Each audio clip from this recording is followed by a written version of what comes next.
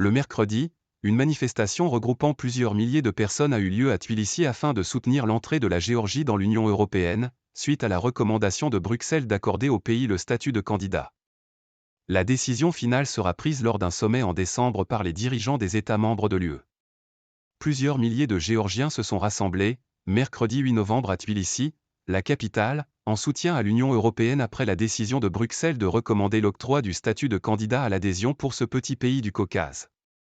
Face à une foule brandissant des drapeaux de l'UE et de la Géorgie, la présidente pro-occidentale Salomé Zourabichvili, au pouvoir toutefois limité, a appelé les 27 à donner le statut officiel de candidat à la Géorgie. Nous vous demandons d'accorder à notre pays le statut de candidat, conformément aux aspirations de longue date de la nation géorgienne et à la volonté inébranlable de son peuple, pouvait-on lire dans la pétition. Notre avenir est entre vos mains, en Europe. Cet avenir n'a pas d'alternative. Une décision finale, prise par les chefs d'État de l'UE, doit intervenir en décembre prochain lors d'un sommet.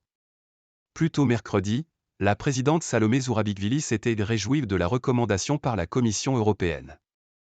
Mercredi, la présidente de l'exécutif européen, Ursula von der Leyen, avait annoncé cette recommandation formulée par la Commission européenne, qui a également soutenu l'ouverture de négociations d'adhésion avec l'Ukraine et la Moldavie.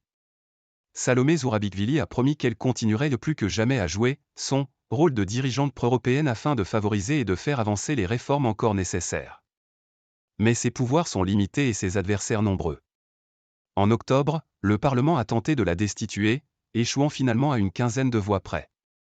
Et elle accuse le gouvernement actuel de saper la candidature à l'UE de la Géorgie, pays du Caucase devenu indépendant en 1991, pour poursuivre une politique pro-russe.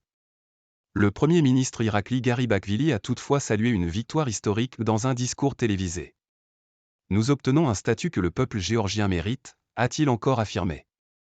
À l'instar de l'Ukraine et de la Moldavie, deux autres ex-républiques soviétiques, la Géorgie a entamé des démarches auprès de Bruxelles pour devenir candidate juste après le début de l'invasion russe de l'Ukraine l'an passé.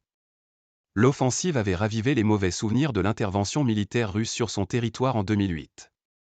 L'adhésion à l'UE et à l'OTAN, inscrite dans la constitution de la Géorgie, a le soutien, selon les sondages, de plus de 80% de la population géorgienne.